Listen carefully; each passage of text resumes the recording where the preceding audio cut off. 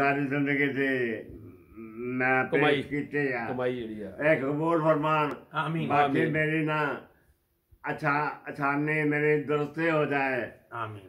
मैं यानी कि अल्लाह ने मैनू मैं हुण लफज नहीं बोल सकता जी मैं हुण मैं की दसा मेरे लिए दुआ करना बस।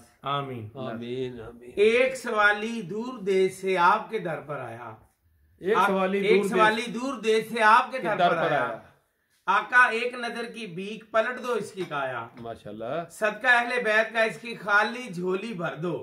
रहमत का दर आपका दर है अल्लाह ने फरमाया। माशाल्लाह। नूर ही नूर हुआ सब घर में साथ ही फैली खुशबू।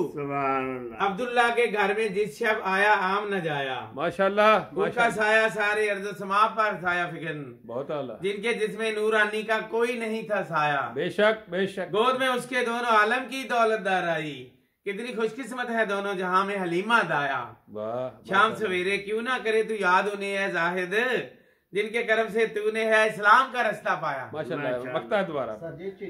शाम सवेरे क्यों ना करे तू याद उन्हें है जाहिद जिनके कर्म से तूने है इस्लाम का रास्ता पाया। माशाल्लाह माशाल्लाह। बहुत आला। यकीदत और मोहब्बत का अच्छा